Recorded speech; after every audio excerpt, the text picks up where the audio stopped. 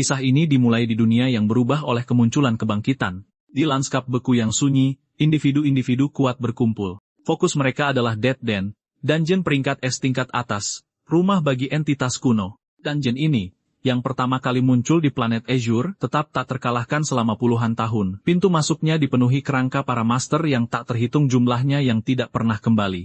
Namun, hari ini berbeda. Seorang prajurit bernama Suming telah menantang Dead Den sendirian. Setelah pertempuran sengit, dia keluar sebagai pemenang, setelah membunuh monster tingkat dewa di dungeon itu. Tapi di pintu keluar, kelelahan, dia tidak disambut dengan pujian. Sebaliknya, dia disergap oleh orang-orang yang pernah menjadi sekutunya. Mereka mengepungnya, niat mereka penuh permusuhan. Seseorang dengan mengejek menyuruh Suming untuk berhenti melawan dan menyerahkan artefak dewa yang baru saja ia peroleh. Yang lain menyatakan nasibnya sudah ditentukan, dengan sinis memanggilnya pahlawan umat manusia dan menjanjikan kematian cepat jika dia menyerah. Suming, tubuhnya berderak dengan energi, memahami rencana mereka. Dia menyadari mereka telah menunggunya menyelesaikan dungeon untuk mencuri artefak kuat itu. Dia bertanya-tanya apakah ini sudah menjadi rencana mereka sejak awal. Dari antara para pengkhianat, seorang pria berambut pirang bernama Zhang Tang melangkah maju, menarik pedangnya, yang berdenyut dengan petir biru. Dia secara resmi menghadapi mantan temannya, menuntut artefak dewa dan mengungkit persahabatan masa lalu mereka dengan menawarkan untuk mengampuni nyawa Suming sebagai imbalannya. Sambil menyeringai, Zhang Tang membual bahwa dia akan menghancurkan sisa-sisa kekuatan Suming yang tersisa. Sambil memegang pedang merahnya yang menyala-nyala, Suming meratapi kebutaannya. Dia telah memperlakukan orang-orang ini seperti saudara sejak mereka muda, bertarung bersama mereka selama bertahun-tahun, tidak pernah mencurigai sifat beracun mereka. Dipenuhi dengan kepahitan pengkhianatan, dia memutuskan untuk tidak menyerah begitu saja. Dia mengangkat senjatanya, melepaskan letusan besar energi merah dan ungu dari artefak dewa, menyebabkan ledakan besar. Berdiri dengan menantang, Suming menantang mantan rekan-rekannya, mengatakan kepada mereka jika mereka menginginkan cincin pembangkang Tao, mereka harus mencoba mengambilnya, tetapi dia ragu ada di antara mereka yang cukup kuat. Energi yang luar biasa itu mengejutkan mantan sekutunya. Salah satu anak buah Zhang Tang menjadi tidak sabar, mendesak kelompok itu untuk membunuh Suming dengan cepat. Zhang Meng menyarankan untuk menahan diri, memperingatkan agar tidak gegabah saat Suming memegang artefak itu. Saat kebuntuan berlanjut, sosok baru turun dari langit, memanggil nama Suming. Dia mendongak kaget saat seorang wanita berambut merah muda bernama Xiao Man terbang ke arahnya. Dia memeluknya erat, menjelaskan bahwa dia mendengar seseorang merencanakan sesuatu yang buruk padanya dan datang karena dia khawatir. Suming meyakinkannya, mengatakan bahwa semuanya baik-baik saja dan musuh mereka bukan tandingannya.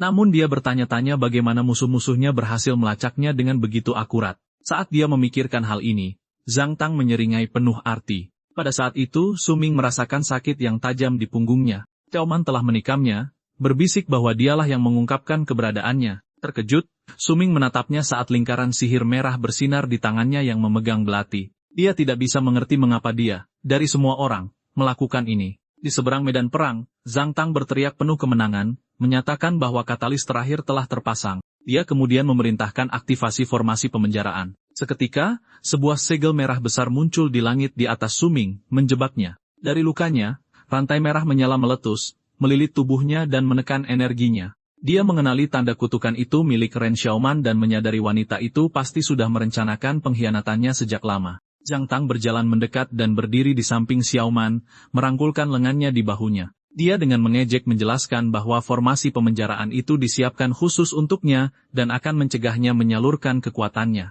Xiaoman menambahkan dengan kejam bahwa dia hanya bersama Zhang Tang. Dia dengan dingin memberitahu Suming bahwa satu-satunya tujuannya adalah menjadi alat, karena bakat bintang 9 miliknya yang langka. Mereka membutuhkannya untuk mendapatkan artefak dewa untuk mereka. Hancur dan dikhianati, Suming jatuh berlutut berteriak dalam kemarahan dan penderitaan. Dengan Suming terikat dan tak berdaya, Zhang Tang memerintahkan anak buahnya untuk membunuhnya dan merebut artefak itu. Mereka menyerbu ke depan, senjata bersinar, siap menyerang. Tetapi saat mereka hampir mencapainya, tanah meletus. Sebuah tangan kerangka raksasa muncul, diikuti oleh gelombang prajurit kerangka yang mencegat para penyerang, melindungi Suming. Suming menatap dengan kaget, bertanya-tanya siapa yang datang membantunya. Penyelamatnya adalah seorang wanita dengan rambut ungu muda dan jubah berkerudung. Suming mengenalinya sebagai Jiao, seorang necromancer. Dia mendarat di antara Suming dan musuh-musuhnya, memegang tongkat yang kuat. Dia mendesaknya untuk tidak menyerah, bertekad untuk mencegah para penjahat mendapatkan artefak itu. Zhang Tang mencibir kedatangannya, menganggapnya sebagai orang lain yang datang untuk mati. Dia membual bahwa dengan puluhan master di pihaknya, bahkan Kaisar Agung pun tidak bisa menyelamatkan Su Ming sekarang. Anak buahnya bentrok dengan panggilan mayat hidup Jiao. Zhang Tang yang marah menyerang langsung ke arah Jiao, menyatakan siapapun yang menghalangi jalannya akan mati. Saat Jiao bertarung, salah satu anak buah Zhang Tang memperingatkannya untuk memperhatikan sisi tubuhnya, tapi itu hanya tipuan. Peringatan itu adalah pengalih perhatian, dan dia berbalik kaget saat Zhang Tang mendekat.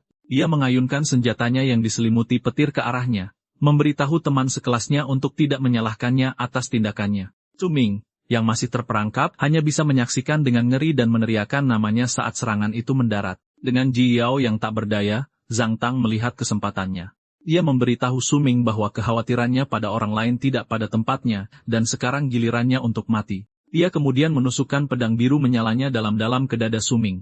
Sambil mencondongkan tubuh, Zhang Tang menawarkan pilihan kejam terakhir, serahkan artefak itu dan dia mungkin akan mengampuni nyawanya yang menyedihkan. Tapi Su Ming memiliki satu tindakan pembangkangan terakhir. Mencengkeram rantai sihir, darah mengalir dari mulutnya. Dia menatap para pengkhianatnya dengan kebencian murni. Dia menyebut mereka monster sejati saat energi merah dan hitam yang menakutkan mulai terbentuk di dalam dirinya. Dalam pertaruhan putus asa terakhir, Su Ming melepaskan kemampuan penghancuran diri, teknik tingkat dewa, ledakan pemusnahan. Sebuah ledakan dahsyat meletus dari tubuhnya, memaksa Zhang Tang dan Ren Xiaoman mundur dengan waspada. Setelahnya, medan perang menjadi sunyi. Su Ming, yang terluka parah, mengulurkan tangan, membisikkan nama Jiao. Dia merangkak ke sisinya, memeluk tubuhnya yang terluka, dipenuhi penyesalan, bertanya mengapa dia datang untuknya padahal dia telah mengecewakannya berkali-kali. Jiao, dengan senyum damai yang samar, mengulurkan tangan untuk menyentuh wajahnya, mengatakan kepadanya bahwa jika ini adalah akhir mereka, mereka harus mati bersama.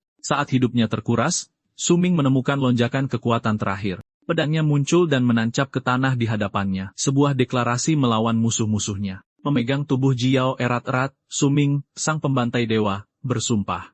Dia menyatakan bahwa jika dia dilahirkan kembali, dia akan memburu Ren Xiaoman dan Zhang Tang dan mencabik-cabik mereka.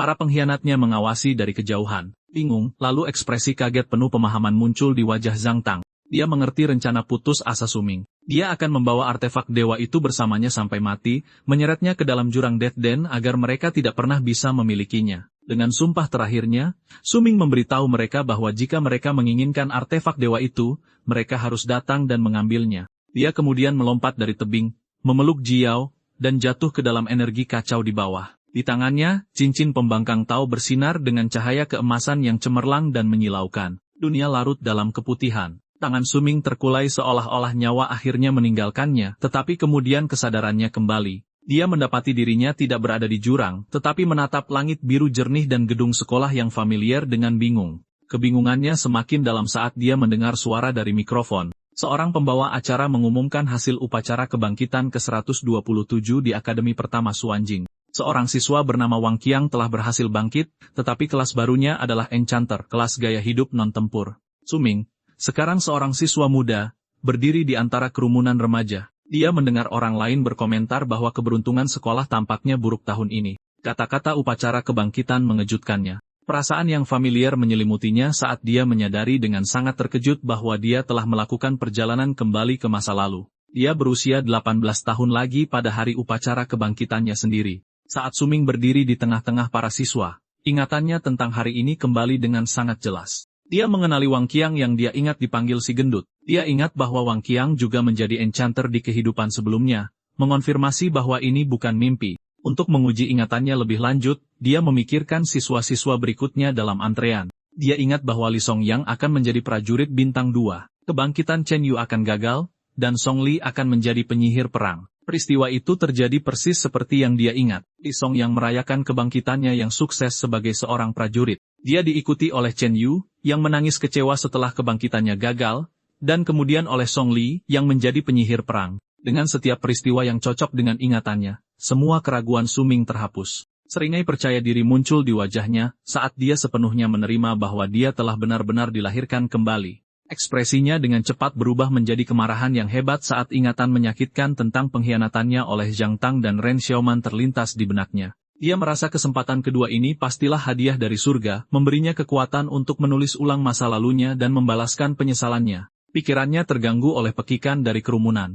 Di atas panggung, versi muda dari Zhang Tang sedang bangkit dikelilingi oleh aura ungu yang luar biasa. Pembawa acara dengan penuh semangat menyatakan bahwa Zhang Tang telah membangkitkan kelas tempur tersembunyi yang langka, prajurit boneka iblis, dengan atribut bawaan bintang 8 yang kuat. Para siswa ramai dengan kegembiraan, berkomentar bahwa kebangkitan sekuat itu memang diharapkan dari tuan muda keluarga Zhang yang bergengsi. Mendengar ini, Suming hanya bisa menatap musuh masa depannya dengan kebencian dingin yang membara. Saat pembawa acara merayakan kejeniusan baru sekolah, Suming merasakan sebuah tepukan di bahunya. Dia berbalik dan terkejut melihat Jiao yang muda dan sehat dalam seragam sekolah. Dia memberitahunya bahwa dia telah mencarinya. Melihat ekspresi terkejutnya, dia bertanya apakah ada yang salah. Merasa kewalahan, dia dengan cepat menenangkan diri dan berkata dia hanya ingin memberinya selamat terlebih dahulu. Ini membingungkan Jiao, yang bertanya untuk apa dia memberinya selamat. Bayangan Jiao yang sekarat di pelukannya melintas di depan matanya. Senyum lembut yang tulus terbentuk di wajahnya. Dia mengatakan padanya itu bukan apa-apa dan dia akan segera mengerti. Dipenuhi dengan kelegaan yang tulus, dia menambahkan bahwa senang sekali bisa bertemu dengannya lagi. Tepat saat dia selesai berbicara, pembawa acara memanggil siswa berikutnya, Jiao. Terkejut, dia berjalan ke atas panggung.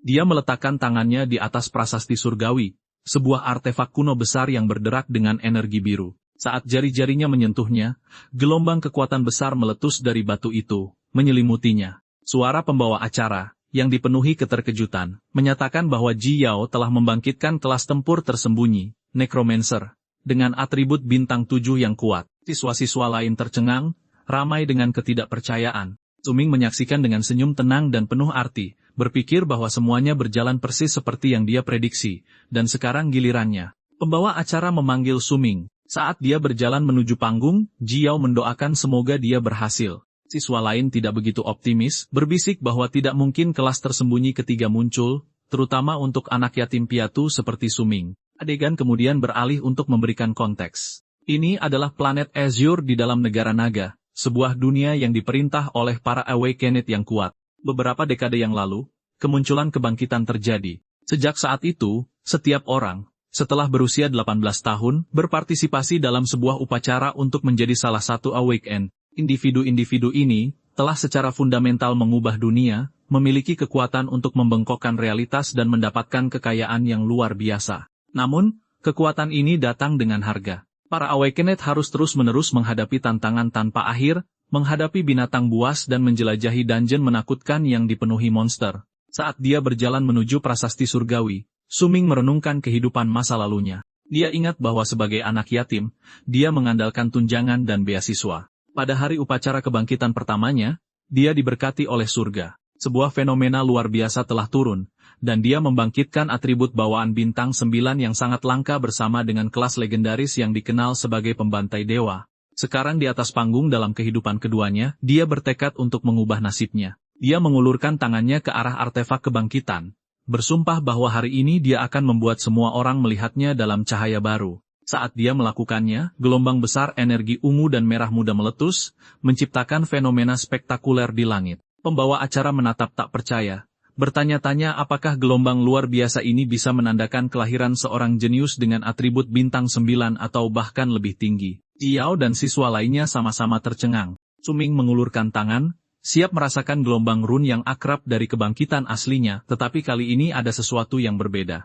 Sebuah segel biru bercahaya muncul di dadanya, dan dari sana, artefak dewa yang bersamanya saat mati, cincin pembangkang Tao, muncul. Dia benar-benar terkejut menyadari bahwa cincin itu entah bagaimana ikut kembali ke masa lalu bersamanya. Sebelum dia bisa memproses ini, peristiwa tak terduga lainnya terjadi. Sensasi aneh menyebar ke seluruh tubuhnya, dan sebuah layar holografik muncul. Sebuah notifikasi sistem menyatakan bahwa sistem kelas pembantai Dewa Pamungkas berhasil terikat padanya. Kemudian diumumkan bahwa sistem telah memberinya kelas baru, dan kebangkitannya berhasil. Tetapi alih-alih kelas sebelumnya, dia telah diberikan sesuatu yang jauh lebih hebat, kelas mitos yang disebut Dewa Pedang. Suming hanya bisa menatap dengan takjub, mempertanyakan keberadaan kelas mitos dan gelar kuat baru yang baru saja dia terima. Energi merah yang sangat besar dari kebangkitan Suming membuat semua orang terdiam. Pembawa acara, yang terkejut, bertanya-tanya kelas macam apa yang bisa menciptakan fenomena seperti itu. Di tengah kerumunan, para siswa memperdebatkan apa artinya. Seseorang khawatir jika itu adalah kelas non-tempur, Suming akan tamat. Zhang Tang menepis ini, menyatakan bahwa dengan visi sekuat itu, tidak mungkin itu kelas gaya hidup. Namun saat dia menonton, keringat mengalir di wajahnya karena tekanan luar biasa dari energi Suming, begitu kuat sehingga dia tidak bisa bergerak. Suming berdiri dengan tenang di tengah badai energi sambil memproses informasi dari panel emas di hadapannya. Dia mengonfirmasi kelas kebangkitannya adalah Dewa Pedang, berbeda dari pembantai dewa di kehidupan masa lalunya. Dia menyentuh antarmuka sistem yang menyelesaikan pemindaian identifikasi yang mengonfirmasi identitasnya sebagai Suming, kemudian menampilkan status barunya. Kelasnya adalah Dewa Pedang, dan dia memiliki bakat emas yang disebut kenaikan universal, memberinya kemampuan untuk meningkatkan atau mengembangkan apapun. Suming tercengang. Dia menyadari bakat emas adalah peringkat yang lebih tinggi dari kelas legendaris bintang 9 yang pernah dia bangkitkan sebelumnya. Senyum percaya diri menyebar di wajahnya saat dia mengerti kekuatan barunya seharusnya jauh melampaui kelas pembantai dewa. Ingin melihat kemampuan barunya, dia membuka antarmuka keterampilan. Kegembiraannya berubah menjadi keterkejutan. Layar keterampilan menunjukkan kemajuan 0 dan 1 pesan. Tidak ada kemampuan yang telah dibangkitkan. Suming sangat marah. Dia meraih panel holografik, berteriak dalam hati tentang bagaimana mungkin bakat peringkat emas datang tanpa satu keterampilan pun. Sementara Suming sibuk, kerumunan menjadi gelisah, bingung tentang penundaan itu. Akhirnya, pembawa acara berseru, bertanya apakah dia telah menyelesaikan kebangkitannya. Suming menatap antarmuka tanpa keterampilan dengan marah. Dia tidak percaya bahwa setelah membangkitkan kelas yang seharusnya tingkat dewa, dia tidak memiliki kemampuan apapun. Dia bertanya-tanya apakah sistem sedang mempermainkannya. Tiba-tiba, panel menampilkan pesan baru yang menyatakan telah menerima umpan baliknya, dan akan melanjutkan panduan. Sebuah prom baru mengarahkan perhatiannya pada cincin pembangkang Tao yang melayang di depannya. Bingung, dia melihat cincin itu saat mulai bersinar. Sistem kemudian mengumumkan bahwa mereka telah berhasil mengidentifikasi artefak dewa. Segera setelah cincin itu diidentifikasi, panel sistem bersinar terang dan pilar besar cahaya keemasan meletus dari posisi Suming, melesat ke langit. Gelombang kejut yang kuat meledak keluar, memaksa pembawa acara, yang juga kepala sekolah akademi, untuk menahan diri. Jauh di atas prasasti surgawi, sebuah bintang besar, bercahaya, berwarna-warni muncul dengan angka 10 di tengahnya. Mata kepala sekolah terbelalak. Ia tergagap tak percaya, mengenali simbol untuk atribut bawaan bintang 10. Suaranya menggelegar melalui mikrofon, mengumumkan Suming telah membangkitkan kelas tersembunyi bintang 10, Master Pedang. Kerumunan meledak dalam kekacauan, berteriak tentang bakat penentang surga dari atribut bintang 10, level yang disediakan untuk pencetak skor tertinggi bangsa. Zhang Tang menatap dalam keheningan yang tercengang sementara siswa lain berkomentar bahwa dia pikir kebangkitan bintang 8 Zhang Tang gila, tetapi Suming baru saja mengungkapkan atribut bintang 10 yang maksimal. Kepala sekolah, berseri-seri, menyatakan bahwa ini adalah tahun yang gemilang bagi akademi. Tidak hanya mereka punya beberapa kelas tersembunyi, tapi sekarang ada seorang pilihan surga dengan atribut bintang 10. Dia mengakui bahwa meskipun kelas Sword Master bukanlah yang terbaik, dengan bakat bawaan bintang 10, potensi masa depan Suming tidak akan terbatas. Sebagai hadiah, kepala sekolah mengumumkan bahwa dia secara pribadi akan memberikan Suming satu set lengkap item pendukung kultivasi. Namun tidak semua orang merasa optimis. Bisikan kekecewaan menyebar. Beberapa siswa menyebutnya sebagai pemborosan bakat, menjelaskan bahwa Sword Master adalah kelas-kelas bawah. Mereka menjelaskan bahwa itu adalah kelas serba bisa yang biasa-biasa saja. Terpaksa berlatih dalam pertempuran jarak jauh dan jarak dekat, membagi fokus antara serangan fisik dan sihir, menjadikannya kelas lemah yang sudah jelas. Siswa lain menertawakan nasib buruknya, mengejek hasil mengecewakan dari bakat bintang 10 yang dipasangkan dengan kelas selemah itu. Beberapa mencoba membelanya, berpendapat bahwa dengan kerja keras yang cukup, seorang Sword Master bisa menjadi pemberi damage yang andal. Dan dengan bakat Suming, dia pasti bisa melakukannya, tetapi orang-orang sinis membungkam mereka, berargumen bahwa kelas itu membutuhkan usaha 2 kali lipat untuk hasil yang sama, dan dia akan beruntung jika bisa menyelesaikan dungeon pemula. Di atas panggung, Suming mendengar kata-kata meremehkan mereka. Dia menoleh sedikit, matanya tertutup bayangan, berpikir tentang bagaimana mereka semua menganggap kelas Sword Master-nya tidak berharga. Saat kerumunan terus bergumam, Jiao berlari menghampiri Suming. Dengan senyum cerah, dia memberinya selamat. Suming membalas ucapan selamatnya. Jiao kemudian menyemangatinya untuk mengabaikan omong kosong orang lain, karena membangkitkan bakat bintang 10 itu luar biasa. Dia mengakui kelas Sword Master mungkin lemah di awal, tapi dia yakin dengan bakatnya, itu tidak akan menjadi masalah. Suming memberinya senyum hangat dan berterima kasih, meyakinkannya bahwa dia tidak membiarkan komentar mereka memengaruhinya. Dia kemudian menambahkan secara misterius bahwa diremehkan oleh mereka adalah hal yang dia inginkan, yang membuat Jiao bingung. Percakapan mereka terputus saat pembawa acara memanggil siswa berikutnya. Penonton bersorak saat Ren Xiaoman, gadis paling populer di sekolah, berjalan maju. Zhang Tang terlihat menyemangatinya. Tiao mengomentari popularitasnya, tetapi Suming tetap diam. Bukannya menonton, Suming berbalik dan mulai berjalan pergi. Tiao memanggil, bingung, mengingatkannya bahwa upacaranya belum selesai. Suming menjawab dengan dingin tanpa menoleh ke belakang bahwa dia tidak tertarik. Saat dia berjalan pergi, kenangan menyakitkan dari kehidupan masa lalunya membanjiri pikirannya. Dia ingat bagaimana Ren Xiaoman telah memanfaatkannya hanya untuk mengkhianati dan membunuhnya tanpa ragu-ragu. Dia teringat sumpah yang telah dia buat saat dia meninggal dan menguatkan tekadnya untuk balas dendam di kehidupan baru ini. Kemudian, Suming berjalan melewati kota, mengamati bahwa dunia tampak tidak berubah dari ingatannya. Namun, dia tahu beberapa hal berbeda.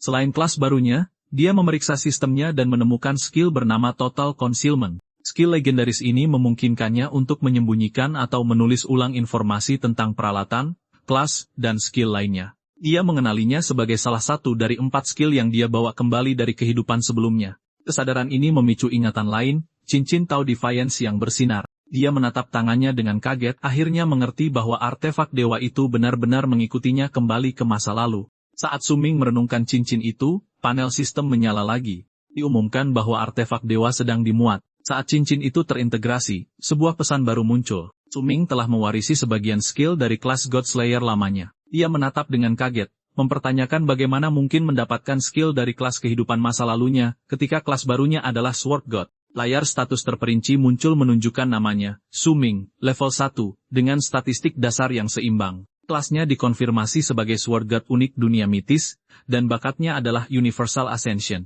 Bagian skill sekarang mencantumkan 4 kemampuan, God Slayer's Blade, Total Concealment, Shadow Step, dan Insightful Eye. Dengan informasi baru ini, Suming mulai menyusun rencana. Dia teringat sebuah pepatah lama, seseorang tidak bersalah, tetapi membawa harta karun membuatnya menjadi target. Untuk menghindari dimanfaatkan oleh orang lain dan karena dia belum cukup kuat, dia tahu dia harus berhati-hati. Meskipun bakat bintang 10-nya tidak mungkin disembunyikan, dia memutuskan harus menyembunyikan semua informasi tentang kelas mitis aslinya, Sang Sword God. Dia bersumpah untuk memanfaatkan kesempatan kedua ini, dan tidak mengulangi kesalahan masa lalunya. Dia tahu dari pengalaman masa lalu bahwa tantangan dungeon pemula akan tiba pada hari kedua setelah upacara kebangkitan. Dengan pengetahuan dan skillnya, Suming yakin dungeon pemula tidak akan menjadi tantangan. Tujuannya adalah untuk naik level lebih cepat dari siapapun dan mendapatkan perlengkapan yang lebih baik. Untuk melakukan itu, dia memutuskan untuk menantang bos terkuat di dungeon sejak awal.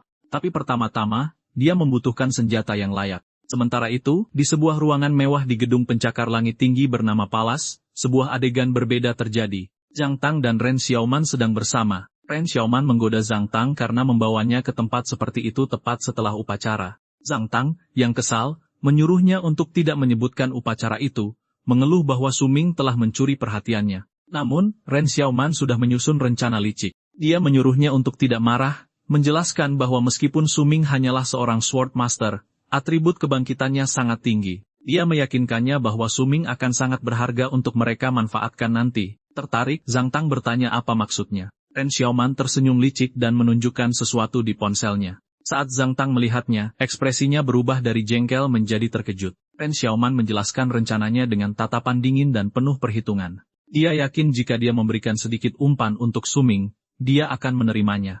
Kemudian seperti sebelumnya, mereka bisa memanfaatkannya untuk tujuan mereka sendiri. Mengikuti rencananya, Suming tiba di sebuah gedung pencakar langit besar yang menampung pasar senjata. Dia naik lift ke lantai 12 di mana dia disambut oleh seorang karyawan di toko senjata. Saat dia berjalan, dia mengamati tempat itu dipenuhi dengan siswa yang baru bangkit yang sedang bersiap untuk ujian dungeon pemula. Dia mendengar beberapa orang mengeluh karena kekurangan uang, menyadari mereka harus bekerja keras di dungeon untuk mendapatkan senjata yang layak. Perhatian Suming tertuju pada kerumunan yang berkumpul di sekitar sebuah pajangan tertentu. Mereka mengagumi pedang biru bercahaya bernama Tyrant's Frostblade, senjata peringkat Diamond yang konon ditempa oleh pemain kelas Great Sword tingkat tinggi. Kerumunan itu mengagumi kekuatannya, yang konon bisa membekukan darah monster, tetapi juga gentar dengan harganya yang sejuta ribu koin advent. Saat mereka mengungkapkan kekaguman mereka, Suming menyeringai pada dirinya sendiri. Dia ingat dari kehidupan masa lalunya, bahwa senjata ini palsu, dan para pedagang yang menjualnya pada akhirnya akan ditangkap.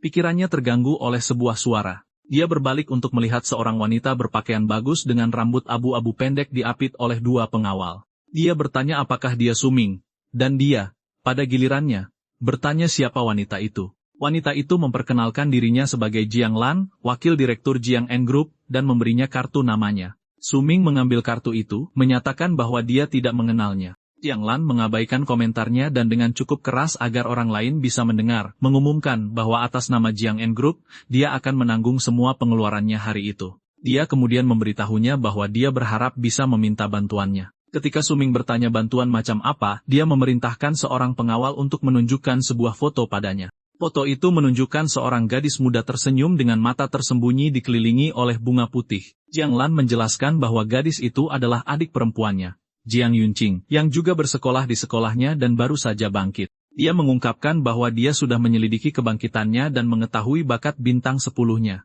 Dia beralasan bahwa dengan kekuatannya, dungeon pemula tidak akan menjadi tantangan baginya. Dia mengingatkannya bahwa hanya yang baru bangkit yang bisa masuk dan kemudian mengajukan permintaannya. Dia ingin Su Ming membentuk tim dengan adiknya dan melindunginya agar adiknya bisa menyelesaikan ujian dengan aman. Setelah beberapa saat, Su Ming menolak mentah-mentah, mengatakan dia tidak tertarik. Saat dia berjalan pergi, Jiang Lan terkejut. Dia berteriak mengejarnya, menawarinya untuk memilih senjata apapun di toko jika dia setuju, tetapi tawarannya disambut dengan keheningan. Marah, dia berpikir dalam hati bagaimana seorang siswa miskin yang baru saja beruntung bisa punya hak untuk menolaknya.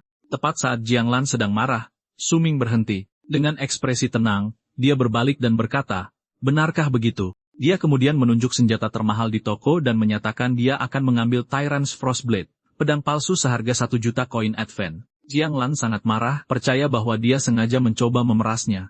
Dia menuduhnya mempersulit keadaan dan mempertanyakan apakah dia benar-benar berpikir seseorang dengan statusnya bernilai 1 juta koin. Su Ming hanya mengingatkannya bahwa dia telah menawarinya untuk memilih senjata apapun. Dia mengatakan padanya jika dia tidak mau menepatinya, kesepakatan itu batal. Dengan senyum percaya diri, dia kemudian memberinya nasihat, menyuruhnya untuk memberitahu adiknya agar mempersiapkan diri dengan sekuat tenaga, menyiratkan ada hal-hal yang tidak bisa dibeli dengan kekayaan. Anehnya, kemarahan Jiang Lan memudar, digantikan oleh seringai tertarik. Dia menganggap Su Ming menarik dan mengakui pada dirinya sendiri bahwa dia telah bertindak berlebihan. Dia berbalik dan pergi dengan para pengawalnya. Para penonton tertegun, berbisik tentang bagaimana siswa itu baru saja mempermainkan orang-orang kuat dari grup Jiang An. Saat mereka pergi, ponsel Su Ming bergetar karena ada pesan masuk. Dia melihat dan ternyata itu dari Ren Xiaoman. Pesan itu persis seperti yang dia ingat. Dia bertanya apakah Su Ming selalu menyukainya, mengklaim telah berubah pikiran, dan memintanya untuk menemuinya di atap gedung akademik malam itu.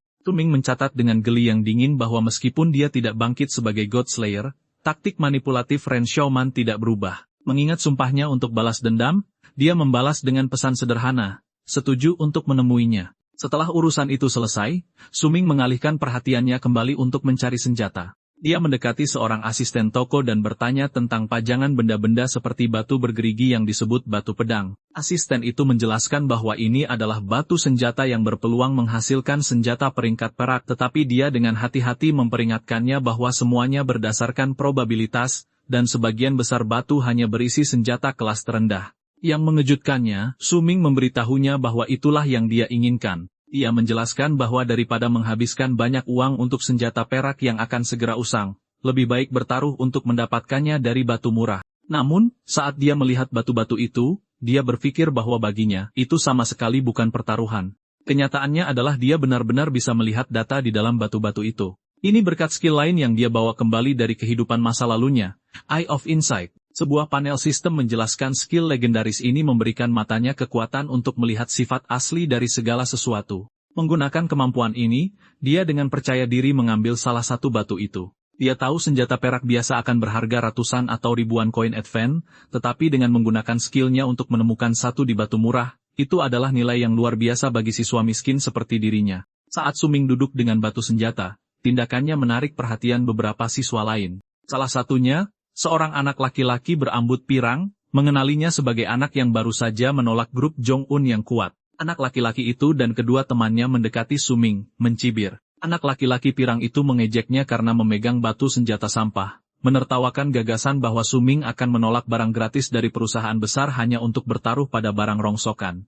Mereka menyebut Su Ming idiot. Namun Su Ming tidak terpengaruh. Dia mengenali si perundung pirang itu sebagai Yang Ding, anak manja kaya yang dia ingat dari kehidupan masa lalunya yang suka menindas adik kelas. Merasa situasinya menyebalkan, Suming memutuskan untuk bersenang-senang dengan mereka. Dia dengan tenang menoleh ke Yang Ding dan mengajukan taruhan, 5.000 koin advance bahwa dia bisa mendapatkan senjata peringkat perak dari batu yang dipegangnya. Setelah hening sejenak, Yang Ding dan teman-temannya tertawa terbahak-bahak, mengira Suming adalah orang bodoh. Yang Ding mengejeknya, mengatakan ada kemungkinan 99,99% batu itu sampah dan dia belum pernah bertemu seseorang yang begitu ingin membuang uang mereka. Suming hanya menjawab bahwa mereka akan segera melihat siapa yang benar-benar membuang-buang uang.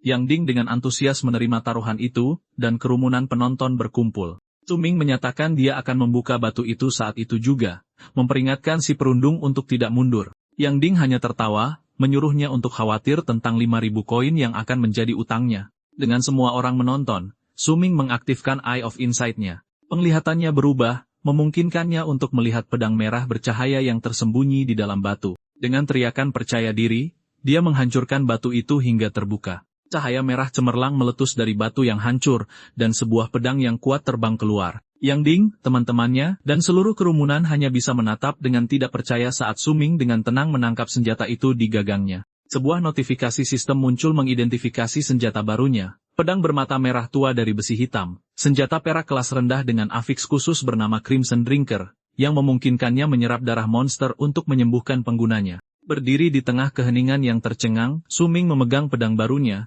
mengaguminya sebagai senjata yang bagus. Dia kemudian berpikir dengan tatapan dingin dan penuh tekad bahwa pedang baru ini akan sempurna untuk kencannya dengan Ren Xiaoman malam itu. Yang Ding dan teman-temannya berdiri dalam keheningan yang tercengang. Tidak percaya Suming telah mengeluarkan senjata peringkat perak dari batu itu. Suming, sambil memegang pedang, dengan santai berkomentar bahwa itu tidak buruk, terutama kemampuan lifesteal-nya. Mencatat itu akan menghilangkan kebutuhannya akan seorang healer dalam ujian dungeon yang akan datang. Sebuah panel sistem mengkonfirmasi senjata itu adalah pedang baja hitam peringkat perak dengan tambahan 10% lifesteal. Saat Yang Ding menatap dengan panik, Suming menodongkan pedangnya ke arahnya, mengingatkan si perundung bahwa taruhan adalah taruhan dan 5.000 koin advance sekarang menjadi miliknya. Kalah, Yang Ding mentransfer uangnya. Sambil pergi dengan marah, dia berteriak bahwa dia tidak akan melupakan penghinaan ini. Suming hanya menasihatinya untuk tidak membuat taruhan ceroboh seperti itu di masa depan. Asisten toko melihat dengan takjub, menyadari sudah bertahun-tahun sejak ada yang mengeluarkan senjata asli dari salah satu batu mereka. Dengan kemenangannya, Suming berjalan kembali ke konter untuk membeli sarung pedang. Bertanya apakah 5.000 koin akan cukup. Asisten yang bingung itu mengkonfirmasi bahwa itu cukup. Dia membeli sarung pedang peringkat perak berornamen emas yang mengurangi hilangnya daya tahan senjata sebesar 50%. Suming puas, tahu itu akan secara signifikan mengurangi keausan pedang. Saat dia memegang pedangnya yang bersarung, sebuah notifikasi sistem muncul menanyakan apakah dia ingin mengaktifkan fungsi tersembunyi yang disebut manifestasi senjata. Dia memutuskan untuk tidak melakukannya, berpikir waktunya belum tepat. Sambil menyeringai, dia berpikir tentang bagaimana dia masih perlu mengambil senjata baru ini, dan menaikkan peringkatnya. Kemudian saat berjalan melewati taman, Suming merenungkan situasinya. Dia mengakui bahwa setelah bangkit sebagai Sword God, dia tidak memiliki satupun skill kelas yang dapat digunakan. Namun, kelasnya datang dengan bakat primal yang sangat kuat, Universal Ascension. Bakat unik ini memungkinkannya untuk meningkatkan kualitas item apapun satu kali, membuat kelas mitisnya benar-benar layak menyandang peringkatnya. Sambil memegang pedangnya, dia menguji kekuatan ini. Sebuah notifikasi sistem mengumumkan Universal Ascension diaktifkan. Peningkatan berhasil, dan efek Crimson Drinker diperoleh. Pedang itu mulai bersinar dengan aura merah yang kuat. Sebuah notifikasi terakhir menampilkan status baru senjata itu, pedang baja hitam Crimson peringkat perak tinggi. Kemampuan Crimson Drinker-nya ditingkatkan untuk menguras darah target saat bersentuhan, dan mendapatkan skill baru, Bloodthirst, memberikan peningkatan sementara plus 5 untuk semua statistik selama 30 detik setelah membunuh monster. Suming senang dengan peningkatannya. Dengan persiapan selesai, dia mengaktifkan manifestasi senjata tersembunyi, yakin dungeon pemula keesokan harinya tidak akan menjadi tantangan. Malamnya, Suming tiba di atap gedung akademik. Dia berdiri dengan siluetnya yang menonjol di tengah pemandangan kota futuristik, pedang barunya di tangan. Ren Xiaoman sudah ada di sana. Dia berbalik dengan senyum menggoda dan menyapanya, dengan main-main menegurnya karena terlambat. Senyumnya langsung lenyap. Tanpa sepatah kata pun, Suming mengayunkan pedangnya ke arahnya. Dia berteriak dan nyaris menghindari serangan itu saat pedang menancap di langkan beton tempat dia berada. Dia menatap tidak percaya, bertanya apa yang sedang dia lakukan. Dengan tatapan dingin dan tak tergoyahkan, Suming memberitahunya bahwa dia datang untuk membalas dendam. Sebuah kenangan menyakitkan dari kehidupan masa lalunya melintas di hadapannya, saat kematiannya, memegang Ji Yao yang sekarat saat Ren Xiaoman melihat tanpa penyesalan. Ren Xiaoman bingung dan marah. Dia menuntut untuk tahu apa yang dia bicarakan, mengingatkannya bahwa dia baru saja menerima pengakuannya. Dia mengangkat ponselnya, menunjukkan riwayat pesan di mana dia mengatakan padanya bahwa dia menyukainya dan mengajaknya kencan. Dia berteriak frustrasi, menunjukkan bahwa dialah yang ingin berkencan dengannya. Dia tidak bisa mengerti mengapa dia sekarang mencoba menyakitinya. Suming hanya berdiri di sana, ekspresinya keras dan diam. Dia menatapnya dengan seringai dingin dan penuh arti. Dia memberitahunya bahwa meskipun dia benar tentang pengakuan yang telah terjadi di kehidupan masa lalu, pikirannya melayang kembali, memutar ulang hubungan mereka. Dia mengingatnya sebagai gadis paling populer di sekolah sementara dia hanyalah seorang anak yatim piatu yang kesepian.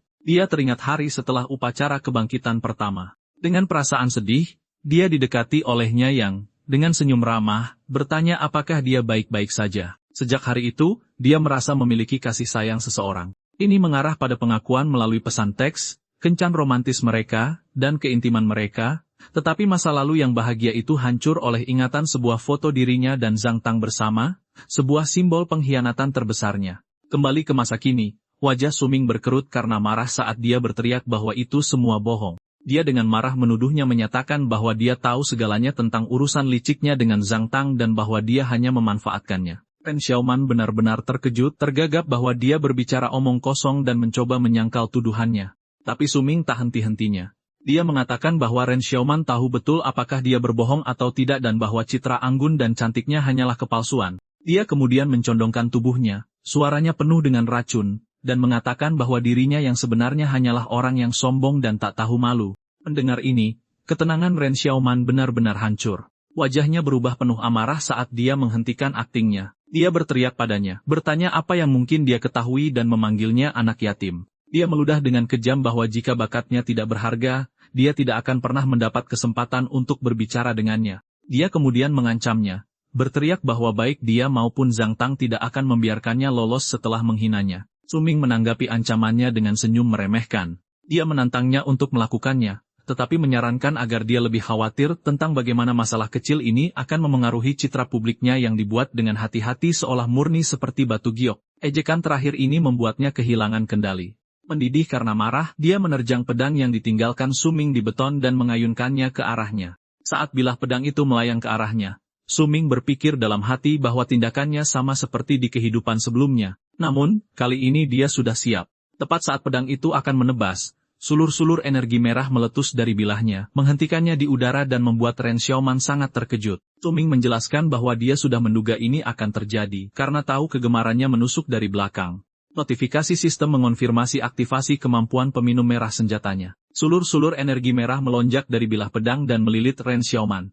Suming mengungkapkan jebakannya. Saat dia menargetkannya dengan kemampuan senjatanya, nasibnya sudah ditentukan. Sulur itu melesat ke depan, mengenai wajahnya secara langsung. Dia menjerit kesakitan, berteriak bahwa wajahnya telah hancur. Saat dia jatuh tersungkur ke tanah, Suming berdiri di atasnya dan dengan dingin mengatakan bahwa dia sendiri yang mencari masalah. Dia hendak menyatakan bahwa ini adalah awal dari balas dendamnya, tetapi wanita itu memotongnya, berteriak bahwa dia akan menyuruh Zhang Tang untuk membunuhnya. Tanpa terpengaruh, Suming hanya menarik kembali pedangnya, yang menghilang ke dalam inventarisnya. Dia kemudian berbalik dan pergi, menyuruhnya untuk memberitahu Zhang Tang bahwa dia bisa datang mencarinya kapanpun dia siap. Dia menyatakan bahwa serangan hari ini adalah pemutusan hubungan mereka. Saat dia meninggalkannya menangis di atap, dia berpikir bahwa pedang ini juga berfungsi untuk memotong kasih sayang yang pernah sangat dia hargai. Kemudian dia menerima notifikasi di ponselnya. Itu adalah hadiah dari akademi. Pesan itu dari kepala sekolah Wang, memberinya selamat atas kebangkitannya dan memberinya paket hadiah untuk membantunya mempersiapkan diri untuk dungeon pemula. Paket itu berisi 1 pil penguatan,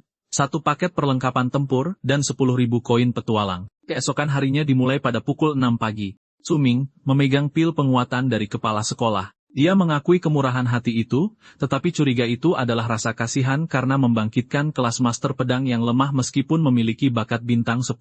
Dia segera memakan pil itu sambil mengeluh rasanya tidak enak. Rasa tidak enak itu terlupakan saat dia diselimuti aura keemasan. Sebuah notifikasi sistem mengejutkannya. Pil itu telah memberinya tambahan 10 konstitusi dan 100 poin pengalaman, cukup untuk langsung menaikkannya ke level 2 dan memberinya 10 poin atribut gratis. Saat layar statusnya diperbarui, bakat pasif baru diaktifkan, tubuh pedang bawaan. Bakat ini berarti dia secara bawaan telah membentuk pedang di dalam hatinya, memungkinkannya untuk mempelajari keterampilan jenis pedang apapun sambil mengabaikan batasan-batasan biasanya. Tuming senang, menyadari bahwa seperti yang diharapkan dari bakat bintang 10-nya, dia bisa mempelajari kemampuan hanya dengan naik level. Dipenuhi dengan kepercayaan diri baru, dia menyeringai dan menyatakan akan menunjukkan kepada semua orang kekuatan sejatinya di dungeon pemula. Dia tiba di area dungeon pemula Akademi Pertama Xuanjing, sebuah alun-alun yang ramai dipenuhi siswa dan portal. Sekelompok teman sekelasnya mendekatinya. Siswa-siswa yang sama yang telah mengejek kelasnya sekarang dengan antusias meminta untuk membentuk tim. Mereka memuji bakat bintang 10-nya dan hadiah dari kepala sekolah, menyiratkan bahwa dungeon itu akan mudah. Mereka menawarkan kelas mereka sendiri untuk menutupi kelemahan yang seharusnya dimiliki master pedang, berharap bisa menumpang kesuksesannya untuk mendapatkan skor yang lebih tinggi. Suming merasa jijik dengan kemunafikan mereka, memikirkan bagaimana mereka meremehkannya sehari sebelumnya. Dia dengan belak-belakan menolak mereka, mengatakan dia sudah punya tim. Kata-katanya didengar oleh Jiao, yang bergegas menghampiri dengan terkejut bertanya kapan dia membentuk tim. Dia menjelaskan bahwa dia datang lebih awal khusus untuk menjadi yang pertama mengajaknya membentuk tim. Suming, yang terkejut, mencoba menjelaskan. Dia mengatakan padanya tujuannya bukan untuk hadiah biasa, dan dia khawatir Jiao akan terluka. Dia kemudian mencondongkan tubuh dan membisikkan niatnya yang sebenarnya. Dia berencana untuk menantang dungeon sendirian. Tepat saat Jiao sedang mencerna hal ini, mereka diinterupsi oleh seorang siswa berambut biru dengan senyum percaya diri. Dia memperkenalkan dirinya sebagai Yanze, seorang Demon Hunter Ranger bintang 9, dan secara resmi mengundang Suming ke timnya. Suming mengenali Yanze dari kehidupan masa lalunya dan tanpa ragu menolak tawarannya mentah-mentah. Sebelum Yanze sempat mendesak lebih jauh, Jiao turun tangan. Dia merangkul bahu Suming dan mengumumkan bahwa dia sudah satu tim dengannya, jadi mereka semua harus berhenti mengganggunya. Para siswa lain, termasuk Yanze, meminta maaf dan pergi. Saat kerumunan bubar, Suming menatap Jiao dengan rasa terima kasih, berpikir betapa bisa diandalkannya dia. Saat Suming berdiri bersama Jiao, dia melirik jam, menyadari waktu dimulainya dungeon semakin dekat. Tepat pada waktunya, sebuah portal biru besar berputar hidup dan sebuah suara mengumumkan bahwa tantangan dungeon pemula ke-127 telah resmi dimulai. Dari portal, siaran holografik kepala sekolah Wang muncul. Terlihat seperti baru bangun tidur, dia meminta maaf karena ketiduran. Dia menjelaskan aturan dari uji coba wajib 1 hari itu. Setiap siswa sudah terdaftar sebelumnya, dan di dalam, mereka akan mendapatkan poin berdasarkan kontribusi mereka. Dia sangat menyarankan mereka untuk membentuk tim untuk meningkatkan peluang bertahan hidup dan menyelesaikan tantangan dalam sehari. Saat kepala sekolah berbicara, Jiao menoleh ke Suming, hanya untuk mendapati dia telah menghilang. Dia melihat sekeliling dengan bingung. Sebelum ada yang bisa bereaksi, kepala sekolah Wang secara resmi menyatakan dungeon dibuka. Saat itu juga, sesosok tubuh melesat melewati siswa lain dan langsung terjun ke dalam portal. Kerumunan itu terkejut berteriak bahwa seseorang sudah masuk, dan dengan cepat mengidentifikasi penantang tunggal itu sebagai siswa bintang 10, Suming. Saat memasuki dungeon, Suming dilanda nostalgia.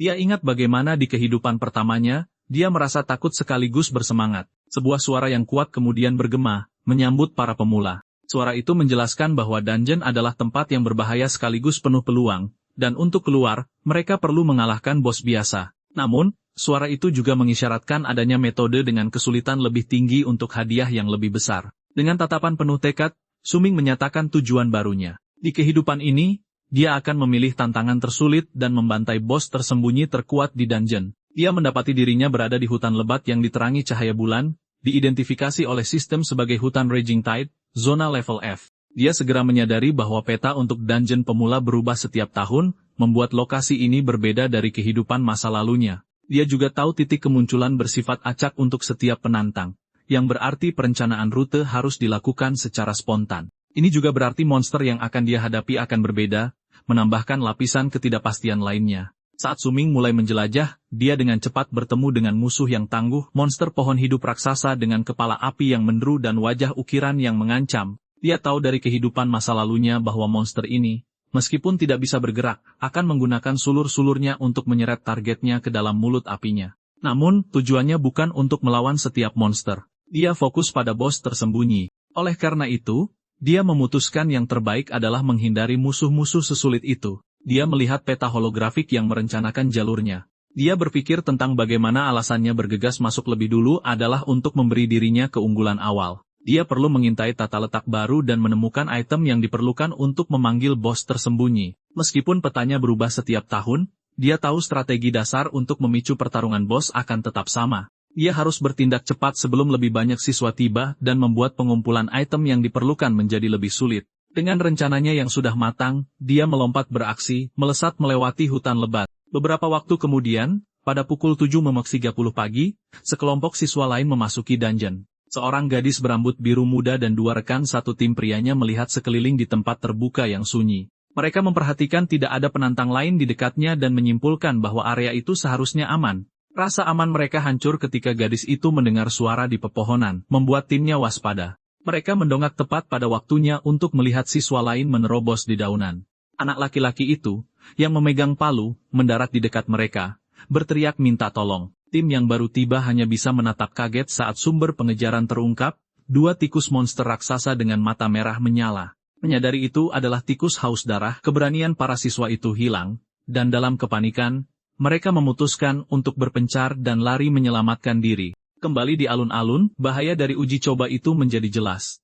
Pada pukul 70.30 NIT pagi, sebuah laporan waktu nyata muncul di atas portal, mengumumkan 3 penantang telah dimangsa oleh tikus haus darah. Siswa terkuat yang gugur adalah Lida Biao bintang 6. Xiao, yang masih mencoba membentuk tim, terkejut. Khawatir karena seorang siswa bintang 6 telah gugur begitu cepat, dia segera menyerukan agar semua orang mempercepat pembentukan tim mereka, berteriak bahwa orang-orang di dalam sangat membutuhkan lebih banyak bantuan. Sementara itu, di dalam hutan Raging Tide, situasinya sangat suram. Gadis berambut biru yang dikejar tadi sedang berlari menyelamatkan diri, sekarang sendirian dan terluka. Dalam kepanikan, dia terpisah dari rekan satu timnya dan kehilangan arah. Saat dia mencoba mencari tahu posisinya, dia merasakan kehadiran baru. Mendongak, dia melihat siluet monster raksasa, seperti kera yang bertengger di pepohonan. Makhluk itu jatuh ke tanah, mata merahnya yang menyala menatapnya dengan kebencian. Lumpuh karena takut, gadis itu hanya bisa menyaksikan saat binatang raksasa itu melompat ke arahnya.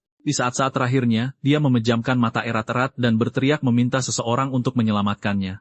Tiba-tiba, kilatan cahaya merah melesat melewatinya. Dalam ledakan kecepatan yang menakjubkan, Su Ming muncul. Pedang baja hitam kemerahannya menjadi kabur saat dia menyerang monster kera itu. Uji coba dungeon pemula lebih mematikan dari yang diperkirakan para siswa. Kepanikan melanda para siswa yang baru bangkit saat mereka terpencar dan kewalahan. Seorang siswa yang ketakutan meratapi nasibnya saat bertemu dengan beruang coklat haus darah level 5 elit tepat di awal. Ratapannya berubah menjadi jeritan saat dia ditusuk secara brutal oleh binatang itu. Kekacauan tidak terbatas pada satu area saja. Di seluruh hutan, siswa lain melarikan diri dari makhluk seperti pemburu rawa level 2 dan anjing pelacak level 3, dengan banyak yang menemui akhir yang fatal yang sama. Panggilan bantuan membanjiri saluran komunikasi dengan laporan putus asa bahwa titik teleportasi benar-benar dikepung oleh gerombolan monster, meminta bantuan mendesak yang tidak kunjung datang. Di tengah pembantaian itu, Jiao mendapati dirinya sendirian, dikelilingi oleh tubuh tak bernyawa rekan satu timnya. Diliputi kesedihan dan ketakutan, dia jatuh ke rumput tinggi, gemetar saat mengingat rekan-rekannya menyuruhnya bersembunyi. Hampir setengah jam berlalu sejak uji coba dimulai, dan tingkat kesulitannya begitu tinggi, sehingga dia ragu apakah ada siswa baru yang bisa bertahan hidup. Di tempat lain di hutan, gadis berambut biru muda itu terkejut terpojok oleh monster kera raksasa. Tepat saat binatang itu menerkamnya, serangkaian tebasan pedang cepat membelah udara. Su Ming muncul dalam gerakan kabur, melompati gadis yang ketakutan itu, dan mendarat dengan anggun di antara dia dan binatang itu. Gadis itu menatapnya dengan kagum, berpikir dia sangat kuat dan telah membunuh monster itu dalam satu pukulan. Dengan rasa terima kasih, dia mulai berterima kasih padanya, mengenalinya dan bertanya apakah dia adalah siswa bintang 10 yang terkenal, Su Ming. Dengan senyum tenang, Su Ming mengatakan padanya bahwa dia hanya kebetulan lewat. Dia kemudian memperingatkannya dengan muram, bahwa dia tidak akan bisa menyelamatkannya untuk kedua kalinya, mengungkapkan bahwa monster itu belum terbunuh. Gadis berambut biru itu terkejut mendengar monster itu masih hidup dan berbalik untuk melihat bayangannya yang mengancam menjulang di belakangnya. Panik, dia menyatakan akan mencari bala bantuan dan berteriak agar Su Ming bertahan saat dia berlari menyelamatkan diri. Sendirian dengan binatang itu, Su Ming dengan tenang mengaktifkan mata wawasannya. Sebuah panel sistem mengungkapkan identitas monster itu sebagai Raja Kera yang bermutasi, binatang buas level 3 dengan kekuatan dan konstitusi tinggi, tetapi kelincahan yang sangat rendah. Menyadari itu adalah monster yang bermutasi, Su Ming mengerti mengapa ia selamat dari serangan langsung dari senjata kelas peraknya. Raja Kera yang bermutasi itu pulih dan melompat ke udara, menghantamkan tinju besarnya dalam pukulan kuat, tetapi Su Ming dengan mudah menghindari serangan itu. Dia menyeringai dan mencatat bahwa kecepatan monster itu tidak terlalu buruk dan memutuskan untuk berlomba dengannya. Mengingat keterampilan yang dia warisi dari kehidupan masa lalunya, dia memutuskan untuk menggunakan yang ketiga, langkah dewa tersembunyi. Sebuah notifikasi sistem menjelaskan keterampilan ini adalah teknik akselerasi yang meningkatkan kecepatannya sebesar 50% dan membuatnya kebal sepenuhnya terhadap semua serangan dan tidak dapat ditargetkan saat aktif, meskipun mengonsumsi banyak stamina. Gelombang energi hijau kebiruan yang cemerlang menyelimuti Su Ming.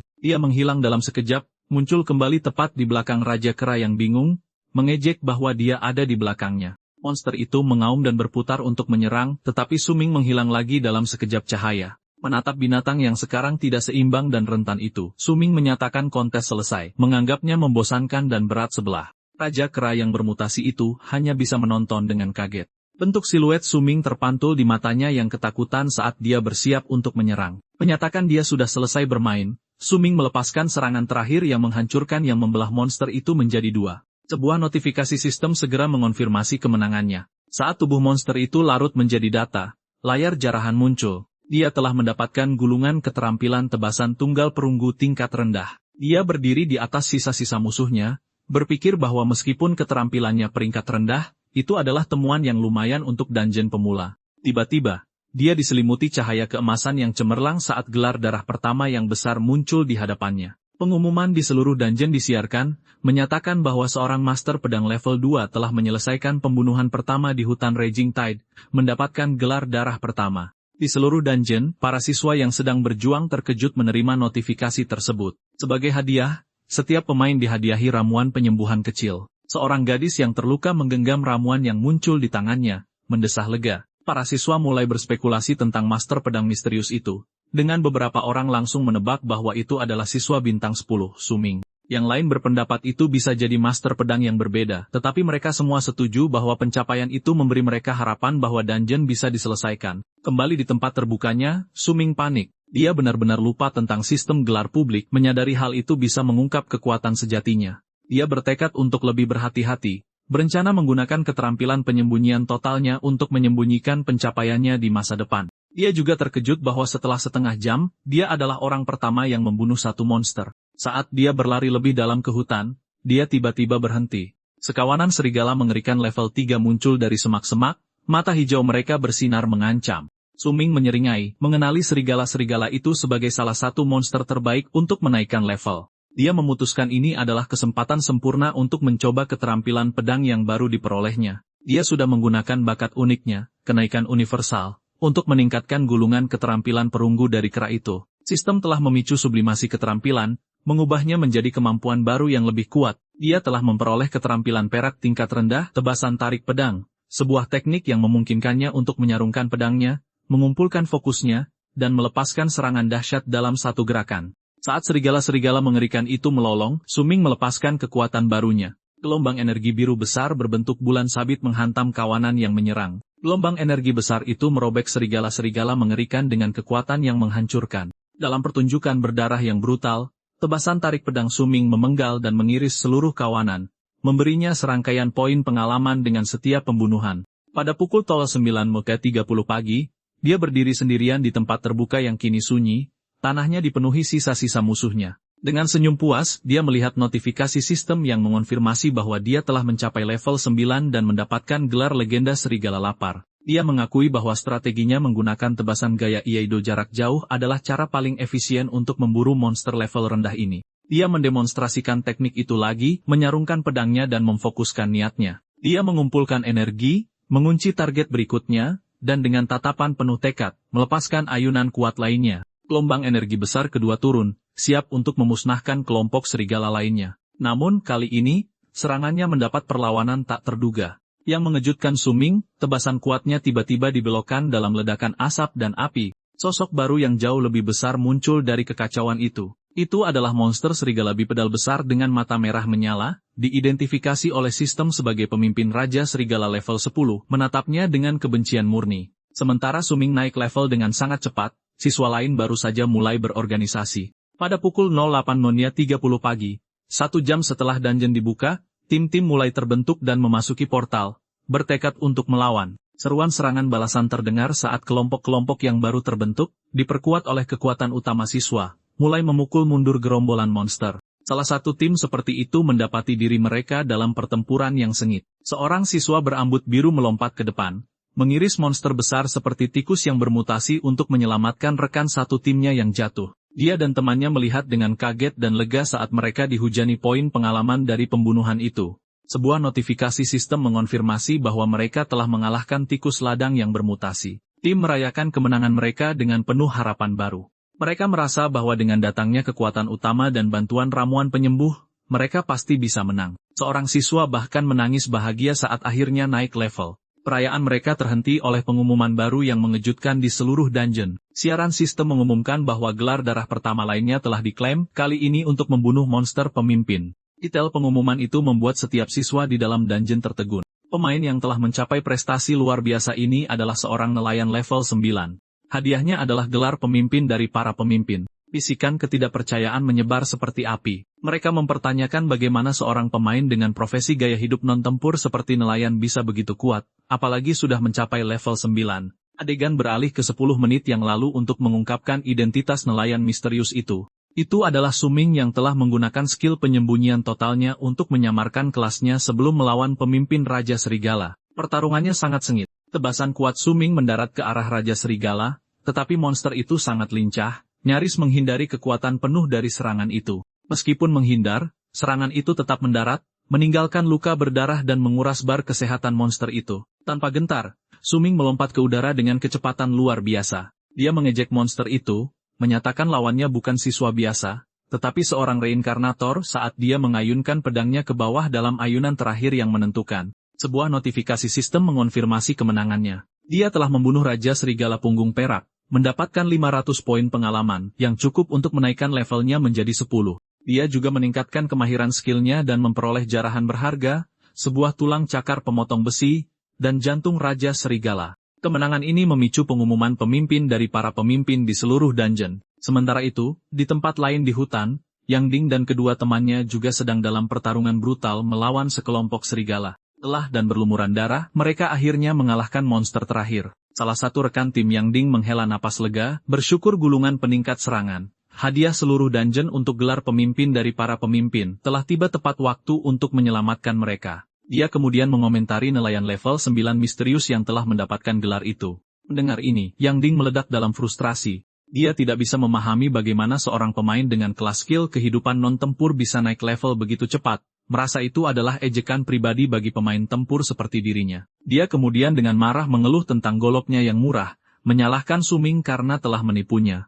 Dia meratapi bahwa jika dia tidak ditipu, dia bisa membeli senjata tingkat perak yang layak. Salah satu temannya hanya bisa mencoba menghiburnya dengan mengatakan keberuntungan Suming terlalu bagus. Frustrasi Yang Ding memuncak, dan dia berbalik ke rekan satu timnya. Dengan marah menyebut mereka tidak berguna dan berteriak bahwa dia harus menahan semua kerusakan. Dia mengeluh bahwa setelah membunuh begitu banyak serigala, pengalaman yang dibagi hanya membuatnya mencapai level 2, membuatnya merasa seperti orang bodoh. Kemarahannya kemudian beralih kembali ke Suming, dan dia mendidih karena amarah, bersumpah jika dia menemukan Suming di dungeon, dia akan menghancurkannya. Teman-temannya mencoba menenangkannya, tetapi Yang Ding hanya mencibir dengan acuh tak acuh. Sementara itu, Suming, yang sekarang level 10, berjongkok di semak-semak dan memeriksa panel sistem baru. Itu adalah notifikasi yang memberinya selamat karena mencapai level 10 dan memicu tugas perubahan profesi utamanya. Isi tugasnya akan dipilih secara acak berdasarkan situasinya saat ini. Suming tahu ini adalah kesempatan besarnya. Dia teringat kehidupan masa lalunya di mana dia baru mencapai level 10 setelah meninggalkan dungeon pemula. Karena itu, quest perubahan kelasnya yang dibuat secara acak cocok dengan dungeon level yang jauh lebih tinggi yang tidak bisa dia selesaikan. Dia terpaksa grinding hingga level 15 sebelum bisa mencobanya, yang secara signifikan mengurangi nilai hadiahnya. Dengan ekspresi tekad yang kuat, dia berpikir tentang bagaimana kehidupan ini benar-benar berbeda. Dengan mencapai level 10 saat masih di dalam dungeon pemula, Quest-nya akan disesuaikan dengan lokasinya saat ini. Seperti yang dia prediksi, sebuah notifikasi baru memberinya tugas, bunuh penjaga gua batu merah, monster elit di hutan pasang yang mengamuk. Dia tersenyum, menyadari ini membuat segalanya jauh lebih mudah. Dengan seringai percaya diri, Su Ming menyatakan tugas perubahan kelas pertamanya praktis sudah selesai. Dia memutuskan untuk menambahkan semua poin atribut barunya ke statistik kelincahannya. Segera setelah dia melakukannya, panel sistem lain muncul dengan hadiah yang mengejutkan. Itu memberinya selamat karena telah menembus ambang batas 100 pada atribut kelincahannya dan memberinya skill pasif platinum tingkat rendah baru dari profesi dewa pedangnya, ahli bela diri pedang. Kemampuan kuat ini memungkinkannya untuk memakai senjata jenis pedang apapun dengan mengabaikan semua persyaratan level dan statistik. Adegan beralih ke ruang rapat di Akademi Pertama Xuanjing. Seorang asisten menunjukkan kepada kepala sekolah Wang papan peringkat holografik siswa berprestasi dari kota-kota sekitarnya. Kepala sekolah terkejut menemukan bahwa Su Ming, siswa bintang 10 yang sangat dia harapkan, tidak ada dalam daftar. Asistennya menyarankan bahwa kelas pengendali pedang Su Ming mungkin lemah di tahap awal, tetapi dia mengakui aneh bahwa dia bahkan tidak masuk dalam 500 besar. Diskusi mereka terganggu saat pintu terbuka dan seorang wanita menyerbu masuk. Dia memperkenalkan dirinya sebagai An Renling, wakil wali kota kota Xuanjing. Dia sangat marah, menyatakan bahwa kepala sekolah telah memberitahunya tentang siswa bintang 10 yang menjanjikan, tetapi data menunjukkan dia tidak ada di papan peringkat. Kepala sekolah Wang mencoba menjelaskan, tetapi wakil wali kota menuduhnya berbohong tentang kekuatan Su Ming untuk mendapatkan lebih banyak token kualifikasi untuk Dewan Menara Surgawi yang bergengsi. Dia menunjukkan bahwa berdasarkan data saat ini, hanya Yang Xi dan Zhang Tang dari akademinya yang menunjukkan potensi nyata. Karena penampilan yang buruk ini, dia mengurangi token kualifikasi akademi dari 3 menjadi hanya 2. Dia memperingatkannya bahwa jika akademi berada di peringkat terbawah lagi tahun ini, mereka tidak akan menerima token sama sekali tahun depan, dan kemudian dia pergi dengan marah. Tertinggal dalam keadaan tertegun, kepala sekolah Wang memegang kedua token itu dengan berat hati. Dia tahu Dewan Menara Surgawi adalah kesempatan penting bagi murid-muridnya, dan telah mengandalkan Su Ming untuk mengamankan satu tempat tambahan, bukan kehilangan satu. Dia hanya bisa berharap Su Ming akan melakukan yang terbaik dan tidak mengecewakannya. Sementara itu, kembali ke hutan pasang yang mengamuk, Su Ming tiba di pintu masuk gua batu merah. Dia memeriksa petanya, memastikan ini adalah lokasi yang benar untuk quest perubahan kelasnya, dan lega dia tidak bertemu monster lagi di perjalanannya. Dia mengintip ke dalam gua yang gelap, mengakui bahwa karena dia belum pernah ke tempat ini di kehidupan sebelumnya, dia tidak tahu bahaya apa yang menantinya di dalam. Dengan ekspresi serius, Su Ming dengan hati-hati melangkah ke dalam gua batu merah. Dia langsung disergap saat sesosok makhluk menghantam di depannya. Itu adalah monster kecil berkulit biru dengan mata merah menyala, diidentifikasi sebagai goblin penggali emas level 6. Goblin itu menatapnya dengan tatapan jahat. Sebelum sempat bersuara, Su Ming langsung beraksi. Dia mengayunkan pedangnya dengan kecepatan luar biasa, bertekad untuk membunuh makhluk itu sebelum bisa memperingatkan seluruh gua akan kehadirannya. Namun pembunuhan cepatnya justru memberikan efek sebaliknya. Sebuah notifikasi sistem memberitahunya bahwa dia telah memicu kesadaran gua goblin, dan mengaktifkan mode goblin khusus. Su Ming terkejut dengan ini, dia menegang saat menyadari dengan ekspresi muram bahwa tugas perubahan kelasnya tidak akan sesederhana yang dia bayangkan. Dari kegelapan, gerombolan besar goblin muncul, mata merah mereka bersinar mengancam saat mereka menyerbu ke arahnya. Sistem mengonfirmasi ketakutannya, mengumumkan bahwa semua goblin di dalam gua batu merah sekarang akan melancarkan serangan terus-menerus padanya. Panel terpisah menjelaskan bahwa mode goblin adalah keadaan perilaku seperti kemalasan, kecerobohan, atau keserakahan. Terpaksa bertarung mati-matian, Su Ming mulai menebas kerumunan itu. Dia tahu bahwa meskipun goblin individu tidak berlevel tinggi, jumlah mereka yang sangat banyak merupakan ancaman serius. Saat dia mundur lebih dalam ke gua, dia mulai khawatir apakah daya tahan senjatanya dapat menahan pertarungan yang begitu lama. Saat Su Ming melawan gerombolan goblin, dia tiba-tiba menyadari ancaman yang jauh lebih besar mengintai di kegelapan. Goblin elit yang sangat besar mengangkat senjata besar yang bersinar. Monster raksasa itu melompat dan menghantamkan senjatanya dengan kuat, memaksa Su Ming untuk menghindar. Namun, serangan itu adalah jebakan yang terkoordinasi. Saat Su Ming berada di udara, pemanah goblin membidik dari bayang-bayang. Hujan panah menghujani dirinya, dan beberapa mengenai sasaran, melukainya. Saat mendarat, dia mengakui bahwa para goblin ternyata cerdas, tahu cara menyerangnya di saat paling rentan. Serangan itu tiada henti. Begitu dia mendarat, 2 goblin lagi dengan belati turun menyerangnya dari atas. Dia berhasil menahan serangan mereka, tetapi tekanan terus-menerus itu sangat menguras tenaga. Dia menyadari mananya terkuras terlalu cepat, dan dia tidak bisa terus menggunakan skill langkah bayangan dewanya lebih lama lagi. Sekarang dikelilingi oleh goblin dan pemimpin elit mereka yang tangguh, Su Ming memahami kesulitan situasinya. Bagi pemain yang tidak memiliki skill awal permainan yang kuat, melawan mereka secara langsung akan sangat sulit. Senyum percaya diri muncul saat dia memutuskan bahwa jika pendekatan langsung tidak berhasil, dia harus lebih fleksibel. Menjalankan rencana barunya, dia melompat menjauh menggunakan dinding gua untuk mendorong dirinya keluar dari jangkauan gerombolan, menyatakan dia akan menghindar lebih dulu sebagai rasa hormat. Para goblin bingung dengan mundurnya yang tiba-tiba. Sekarang tersembunyi di balik formasi batu besar, Su Ming mengamati monster yang mencari dengan seringai licik, siap untuk melancarkan jebakannya. Dari tempat persembunyiannya, Su Ming melancarkan jebakannya, muncul kembali di tebing tinggi di atas para goblin. Dia menyatakan punya hadiah untuk mereka saat dia melepaskan tebasan energi besar dari pedangnya. Gelombang energi yang kuat merobek gerombolan itu, mencabik-cabik goblin yang lebih kecil. Dengan seringai percaya diri, Su Ming tahu rencananya berhasil. Dengan mengamankan posisi yang lebih tinggi, dia bisa menggunakan keuntungan jarak jauh dari tebasan pedangnya untuk memusnahkan musuh-musuhnya. Dia melanjutkan serangannya, melancarkan tebasan lain yang membersihkan sisa goblin yang lebih kecil. Dia mendarat dengan anggun di tengah-tengah pembantaian. Medan perang kini sunyi. Pemimpin goblin elit, satu-satunya yang selamat, menatap tak percaya saat pasukannya dimusnahkan dalam sekejap. Su Ming dengan tenang mendekati monster yang terluka yang bar kesehatannya sangat rendah dan memberitahunya bahwa hanya dia yang tersisa. Tanpa sepengetahuannya, pertarungannya tidak luput dari perhatian. Di luar pintu masuk gua, salah satu teman Yang Ding bersembunyi di rerumputan tinggi. Dia melaporkan kepada pemimpinnya bahwa dia telah mendengar pertempuran di dalam gua.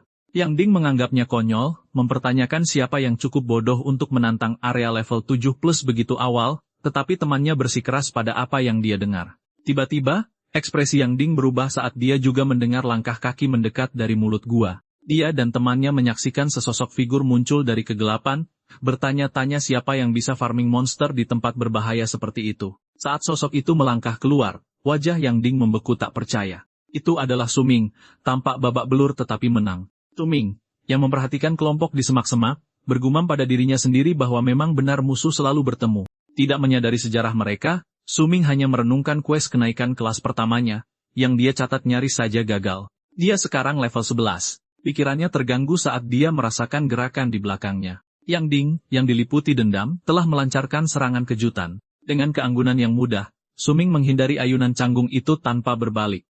Yang Ding terkejut sergapannya gagal dengan begitu mudah. Dia memerintahkan kedua temannya untuk mengepung Su Ming dan mencegahnya melarikan diri. Dengan dukungan teman-temannya, Yang Ding menghadapi Su Ming, memberitahunya bahwa dia telah menyebabkan kerugian besar hari itu dan nasib sialnya telah membawanya ke pertemuan di dungeon ini. Su Ming menatap mereka bertiga dengan ekspresi bosan dan acuh tak acuh. Yang Ding mengejeknya, bertanya apakah dia takut sekarang. Su Ming hanya memiringkan kepalanya dan dengan tulus bertanya siapa dia. Yang Ding terdiam, terhina karena Su Ming bahkan tidak mengingatnya. Dia menjadi sangat marah, geram karena Su Ming bisa lupa telah memenangkan 5.000 koin petualang darinya. Berteriak frustrasi, Yang Ding memerintahkan teman-temannya untuk menyerang, dan mereka bertiga maju. Su Ming tetap tenang. Berkomentar tidak perlu menggunakan kekerasan hanya karena dia tidak mengingat mereka. Kemudian senyum percaya diri tersungging di wajahnya saat dia mengangkat pedangnya. Dia memutuskan ini adalah kesempatan sempurna untuk mencoba skill barunya. Dengan seringai, Su Ming memanggil pedangnya, yang mulai bersinar dengan energi merah yang berputar. Dia kemudian melepaskan skill barunya, kontrol pedang. Pedang itu melesat ke depan, terbang di udara dengan sendirinya saat berayun dengan kecepatan luar biasa. Sebelum Yang Ding dan teman-temannya bisa bereaksi, pedang yang dikendalikan secara telekinetik menebas mereka dalam kilatan cahaya merah. 3 perundung itu terlempar, berteriak kesakitan saat mereka jatuh ke tanah, kalah dalam sekejap. Su Ming tersenyum, puas dengan demonstrasi kekuatan barunya. Yang Ding, terluka di tanah, menatap dengan sangat tak percaya. Dia mengenali teknik itu sebagai kontrol pedang dan tergagap kaget, mempertanyakan bagaimana itu mungkin. Saat pedang itu berputar mengancam, dia berteriak bahwa kontrol pedang adalah skill tingkat lanjut yang seharusnya tidak bisa dipelajari oleh seorang ahli pedang sampai jauh nanti. Dalam benaknya, Su Ming mengingat asal mula sebenarnya dari kemampuan itu. Dia telah mendapatkan gulungan skill kontrol pedang setelah mengalahkan Goblin Elite. Dia kemudian menggunakan bakat uniknya, kenaikan universal, untuk meningkatkan gulungan tingkat rendah menjadi skill yang dapat digunakan. Dia senang dengan hasilnya, bukan hanya karena skill itu kuat, tetapi juga karena sangat cocok dengan persona publik seorang ahli pedang, yang akan membantu menyembunyikan kelas tingkat mitosnya yang sebenarnya. Namun pikirannya kemudian beralih ke hadiah yang lebih berharga. Setelah quest kenaikan kelas pertamanya, dia telah menerima cetak biru lokasi tersembunyi dari peti hadiah terakhir. Berdiri di atas musuh-musuhnya yang kalah, dia membuka cetak biru misterius itu di layar holografik emas.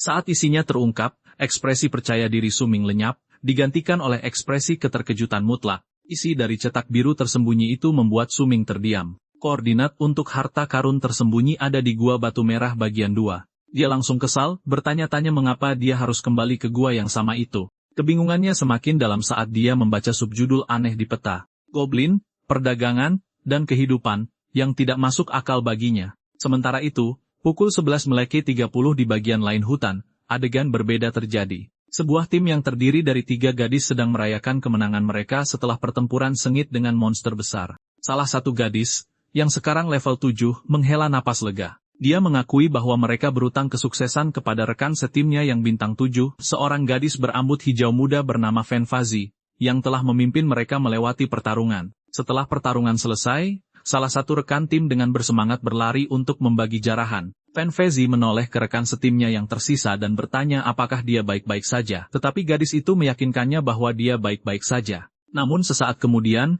ekspresi Fanfazi berubah menjadi kaget. Dia melihat sekeliling dengan bingung dan bertanya kemana rekan setim mereka yang lain, yang baru saja pergi untuk mengumpulkan jarahan, tiba-tiba menghilang. Kepanikan mulai muncul saat Fanfazi mengamati area terbuka itu. Tubuh monster itu larut tetapi temannya tidak terlihat dimanapun. Dia tidak bisa mengerti apa yang telah terjadi. Rekan setimnya ada di sana beberapa detik yang lalu, dan mereka sudah membersihkan semua monster di area itu. Tidak ada apa-apa di tanah, tidak ada jejak perlawanan.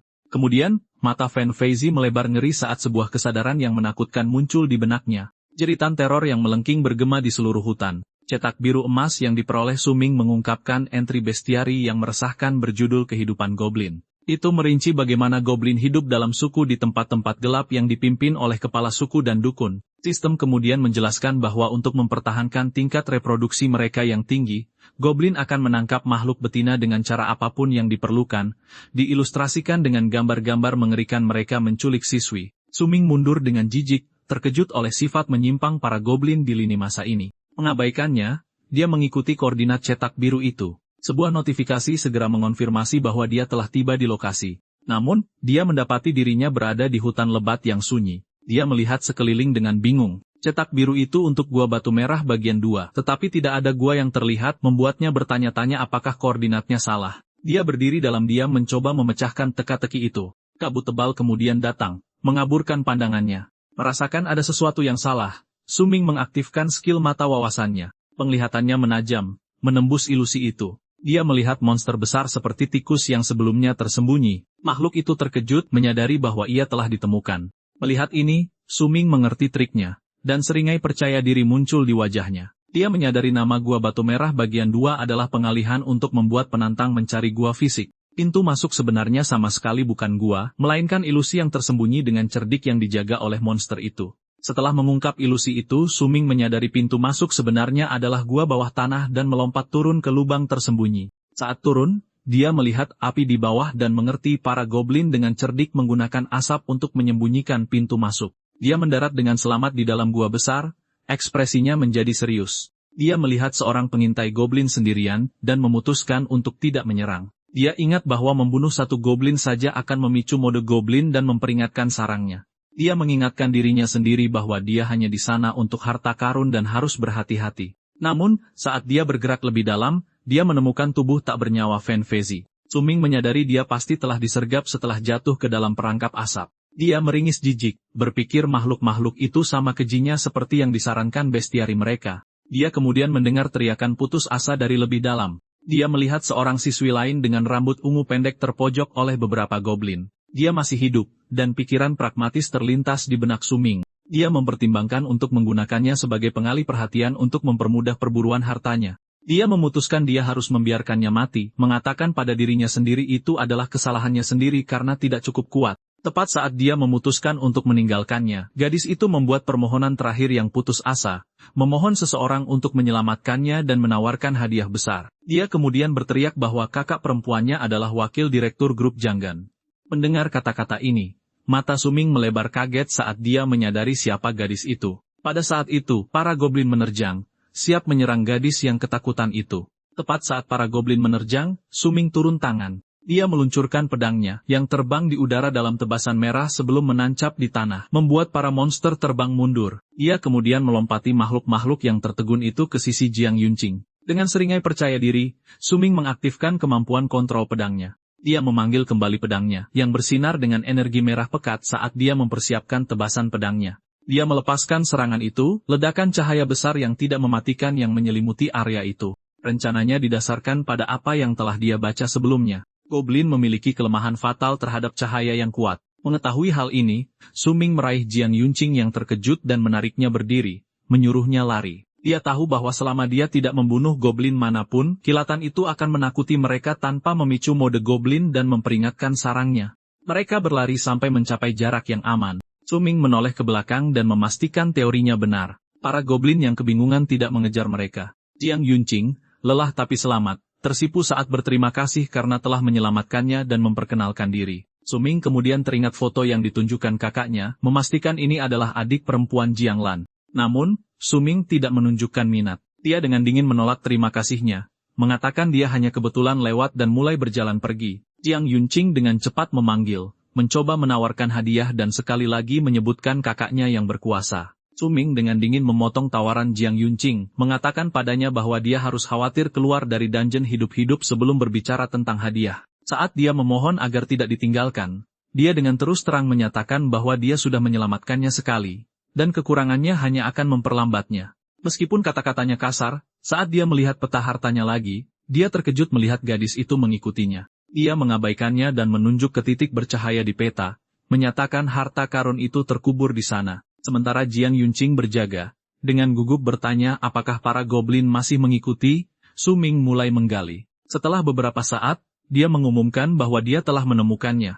Dia menemukan sebuah peti besar berkualitas perak. Dia tahu ini adalah peti kelas tertinggi di dungeon pemula, tapi dia berencana menggunakan bakat kenaikan universalnya untuk meningkatkan kualitasnya. Saat dia mengaktifkan skillnya, peti itu mulai memancarkan cahaya keemasan yang cemerlang, membuat Jiang Yunqing tertegun. Su Ming mengangkat hadiah yang telah berubah itu, menjelaskan bahwa itu sekarang adalah peti harta karun berkualitas emas tingkat rendah. Dia tahu peti-peti ini seperti lotre dengan peluang tinggi untuk menghasilkan item, skill, atau peralatan yang kuat. Dengan senyum percaya diri, dia membuka peti itu, bertanya-tanya harta apa yang menantinya. Jiang Yunqing memandang dengan takjub saat cahaya terang meletus dari dalam. Dua item muncul, sepotong pelindung bahu emas berukir dan gulungan emas. Sebuah notifikasi mengidentifikasi kemenangannya, sepotong set aliran bayangan dan gulungan skill penyembuh jiwa. Su Ming memeriksa hadiahnya dari peti emas. Kegembiraan awalnya dengan cepat memudar menjadi kekecewaan. Meskipun set zirah itu adalah temuan yang bagus,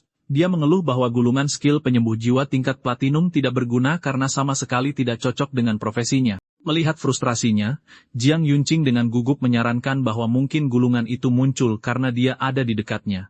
Saat Su Ming menatapnya dengan bingung, dia tersipu dan mengungkapkan bahwa profesi kebangkitannya adalah penyembuh jiwa bintang 7.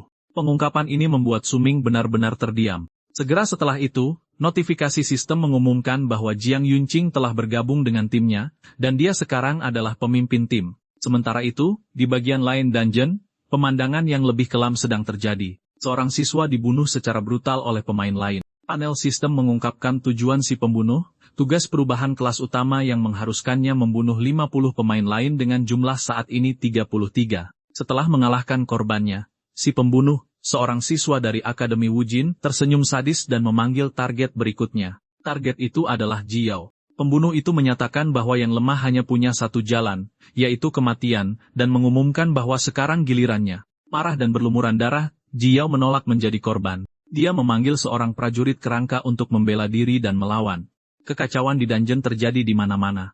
Pada pukul 12.30 siang, ledakan besar meletus dari tanah, memaksa Jiao yang ketakutan melarikan diri untuk menyelamatkan nyawanya. Setelah berhasil melarikan diri, dia terlihat mati-matian memanjat tebing yang curam. Dia menemukan pijakan kecil dan bersembunyi, dengan hati-hati mengintip keluar, mencoba bertahan dari ujian yang brutal itu. Saat Jiao bersembunyi di pijakan tebing, siswa pembunuh dari Akademi Wujin berkeliaran di area di bawahnya. Upayanya untuk bersembunyi gagal ketika kakinya tergelincir, menjatuhkan beberapa batu lepas. Kepala si pembunuh mendongak, matanya yang tajam langsung melihat tempat persembunyiannya. Dengan kecepatan luar biasa, dia melompat ke atas tebing, mendarat tepat di depan Jiao yang terkejut. Dia segera menyerang, mengayunkan pedang besarnya dan mengejeknya. Jiao nyaris tidak berhasil menghindari serangan kuat itu, tetapi serangan itu masih menyerempetnya, membuatnya terluka. Pembunuh itu mendarat dengan anggun di pijakan sempit, menyatakan keterkejutannya bahwa cewek lemah sepertinya berhasil bertahan dari perburuannya begitu lama. Dia terus mengejeknya, mengatakan bahwa dia telah membuang-buang waktunya,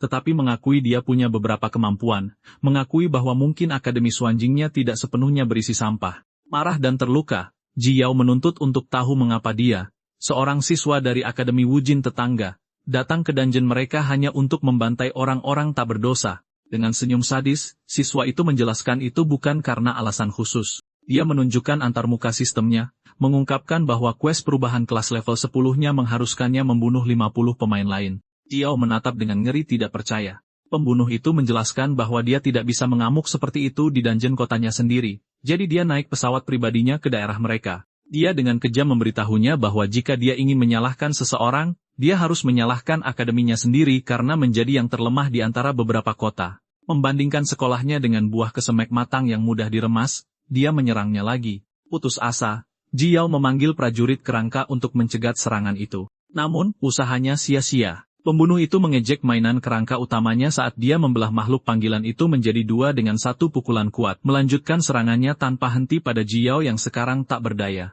Siswa dari Akademi Wujin menyatakan bahwa dia tidak akan membiarkan Jiao melarikan diri lagi, dan melepaskan serangan merah berputar yang kuat bernama tusukan terbang pedang darah. Tepat saat pedang mematikan itu akan mengenainya, sebuah panah hijau melesat entah dari mana mencegat pukulan itu. Pembunuh itu meraung frustrasi, menuntut untuk tahu siapa yang telah ikut campur. Dari pepohonan, sekelompok siswa muncul.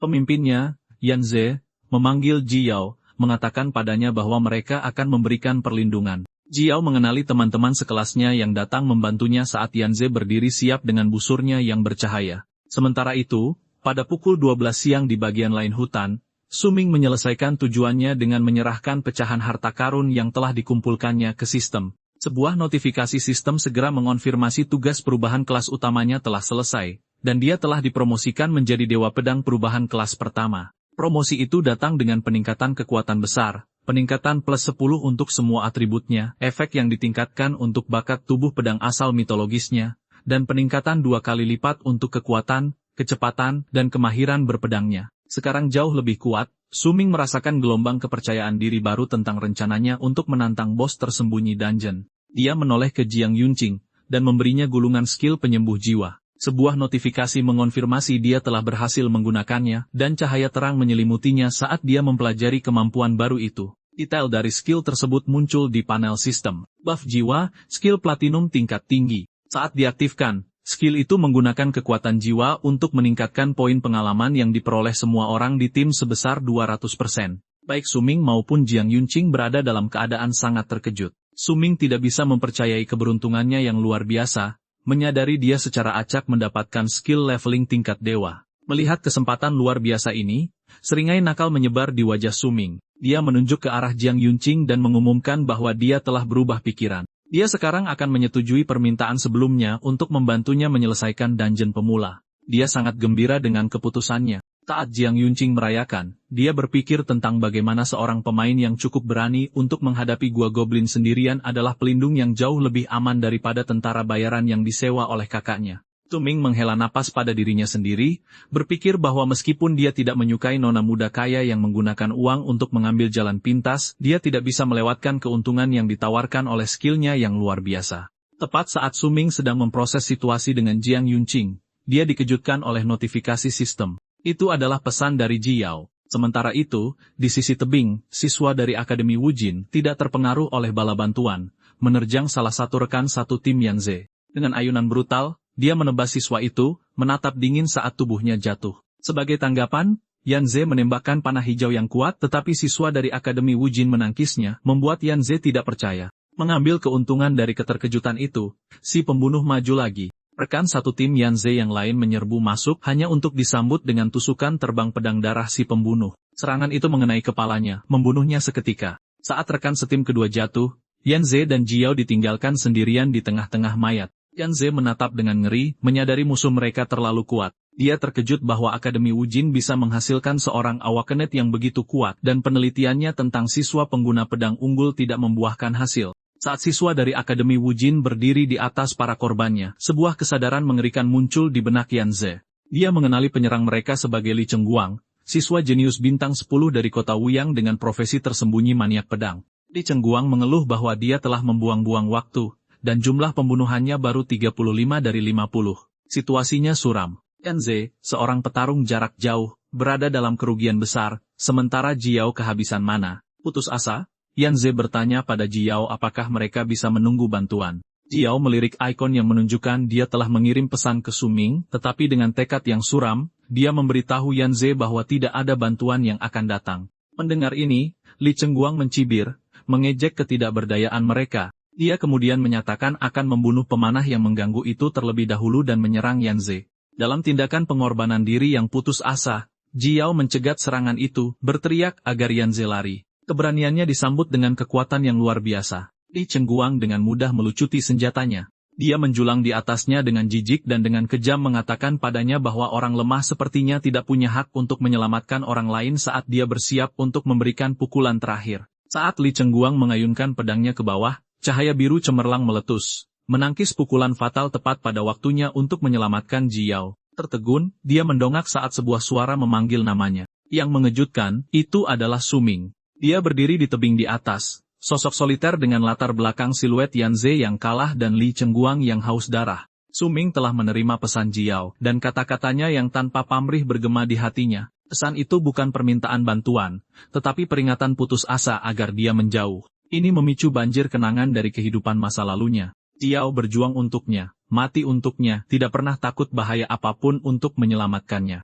Dia berpikir tentang bagaimana bahkan di kehidupan baru ini, setelah menghadapi musuh yang begitu mematikan, naluri pertamanya bukanlah untuk menyelamatkan dirinya sendiri, tetapi untuk memprioritaskan keselamatannya. Tersentuh oleh kesetiaannya yang tak tergoyahkan, dia melompat turun ke sisi tebing. Jiao berteriak padanya, bertanya mengapa dia datang padahal dia sudah memperingatkannya. Dia hanya bisa menatap dengan kaget dan khawatir saat Suming mendarat dengan anggun di hadapannya. Suming dengan lembut menegurnya, mengatakan padanya untuk tidak selalu mengkhawatirkan orang lain terlebih dahulu. Kemudian dengan senyum hangat dan penuh tekad, dia membuat sumpah yang khusyuk. Di kehidupan ini, dialah yang akan melindunginya. Li Chengguang menyadari bahwa cahaya biru cemerlang itu sebenarnya adalah pedang yang terbang di udara. Dia terkejut, mengenali teknik pengendalian pedang tingkat lanjut. Pedang itu terbang langsung ke tangan Suming saat dia menangkapnya di udara. Berdiri menantang di tebing. Dengan pedang di tangan, Suming mengayunkannya dengan kekuatan luar biasa. Li Chengguang mengenalinya sebagai pengendali pedang bintang 10 yang terkenal dari akademi lain. Dengan wajah yang dibayangi amarah, Suming menatap si rambut merah, dan dengan serangan dahsyat yang membuat lawannya terhuyung, dengan marah bertanya apakah dia yang telah menyakiti Jiao. Menonton dari jarak aman, Yanze dipenuhi dengan kekaguman dan harapan baru. Dia bersorak, menyadari bahwa dengan Suming yang kuat melawan musuh mereka, dia bisa memberikan dukungan jarak jauh, memberi mereka kesempatan nyata untuk menang. Saat pertempuran berkecamuk, Yanze tiba-tiba diselimuti aura penyembuhan hijau, membuatnya terkejut. Dia dan Jiao melihat sekeliling, bertanya-tanya siapa yang menyembuhkan mereka. Sumbernya adalah Jiang Yunqing, yang memperkenalkan dirinya sebagai rekan satu tim Suming dan seorang penyembuh jiwa. Keduanya sangat senang memiliki dukungan penyembuh. Namun, Jiang Yunqing mengakui bahwa dia masih belum terbiasa dengan skill penyembuhan barunya, dan akan membutuhkan waktu. Ini membuat Jiao bingung dan kesal saat dia ingat Suming mengatakan padanya bahwa dia tidak akan membentuk tim, namun dia jelas telah menemukan rekan satu tim sekarang. Yanze mendesak Jiang Yunqing untuk cepat mengungkapkan keprihatinannya pada Suming. Yang mengejutkan, Jiang Yunqing dengan tenang menyuruhnya untuk tidak khawatir. Dengan keyakinan penuh, dia hanya menyatakan bahwa Suming sangat kuat. Kembali ke duel epik mereka, Suming terlibat dalam bentrokan sengit dengan Li Chengguang. Li Chengguang dalam posisi bertahan, terkejut bahwa seorang pengendali pedang biasa bisa memiliki kekuatan dan keterampilan yang begitu luar biasa. Dia berjuang untuk mengimbangi, benar-benar terkejut oleh gerakan Suming yang canggih dan tak terduga. Duel antara Suming dan Li Chengguang dimulai dengan sengit. Bentrokan pertama mereka begitu kuat, memaksa kedua petarung untuk melompat mundur. Terkesan, Li Chengguang mengakui kekuatan Suming sebagai seorang awakenet bintang 10 melebihi ekspektasinya.